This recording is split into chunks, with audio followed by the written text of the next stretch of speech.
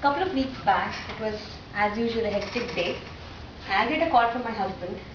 He sounded a little nervous. He said, my cousin is seriously sick. We need to visit him. I asked him, what is it? What happened? He said he's gone into a sudden coma stage. And I said, where do we have to go to visit? He said he's still at home. It was quite surprising me. And then we at last went and visited. What we saw was very traumatizing. The patient is on the bed. He's able to move his eyes. His body is moving occasionally, but not able to respond. He's trying to say something to everybody. His brain is not cooperating with him. It was very heartening to see this. The family knew that the patient has gone into a state called hepatitis encephalopathy. This is a state where the organ of the body called liver stops functioning. He's gone into a massive liver failure state, and the only resort is to replace liver. That is called the liver transplantation, which comes at a cost of whopping 30 to 40 lakhs. I'm talking about a middle class family with 2 kids. Both the kids are in the crucial stages of life, and wife is a homemaker. The only bed earner of the family is lying on the bed in the coma stage. Friends, today, this is not the story of one family. There are millions of families in this world who are facing this dilemma: money, life, family. So this prompted me to study more about organ failures, organ transplantation, and hence became the topic of my speech today: organ failures in organ transplantation. Let me begin with what is organ failure. I think it strikes everybody that the organ stops functioning. It's functioning to a state where no medication can help, and the only resort is to replace the organ.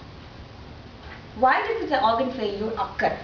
First, there could be numerous reasons based on part of the body, that organ that has failed.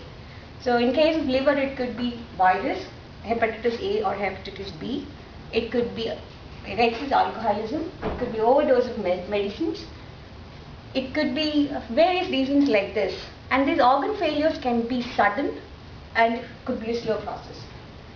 If you take the example of kidney, the failure symptoms start appearing only when your kidney is 80% failed. So they're leaving you a less chance and the less room and time for any course of action to take. So in India, there are at least 2 to 3 lakh of patients who get into the stage of organ transplantation every year, annually. And every minute, 3 patients get added to the waiting list of organ transplantation. What is organ transplantation? This is a process where you remove the failed organ and replace with a working organ from a donor, organ donor. Who is an organ donor? He could be a living person or a person who is declared brain dead or cardiac dead. In India, it has been legalized by passing an act called the Human Organ Transplantation Act in 1994 itself.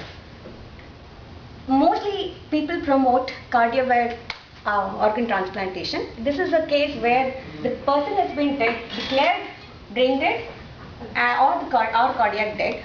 So you can take the consent from the family of the person and take the decision of organ transplantation.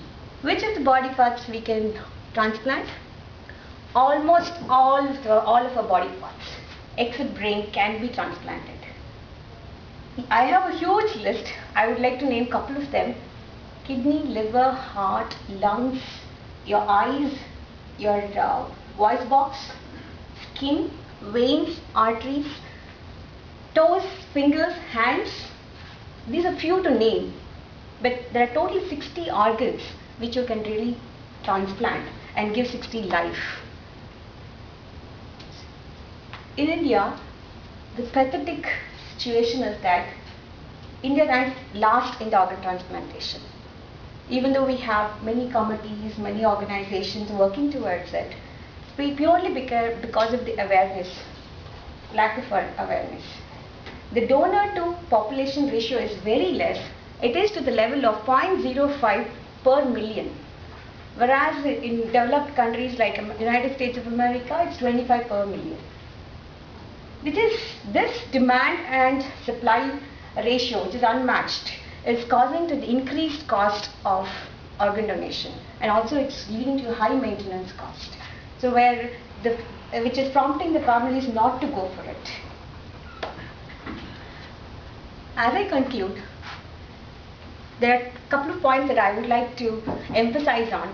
First, if you get into a situation of organ transplantation, please work with a legal entity, because there are a lot of scandals around this. So government has come up with a lot of legal action. So it has formed a committee called Zonal Coordination Committee.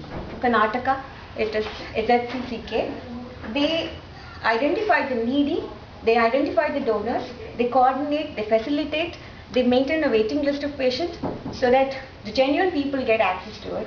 And they also work with other committees to facilitate organ donation, and then actually the preservation mechanisms that have scientifically improved so much.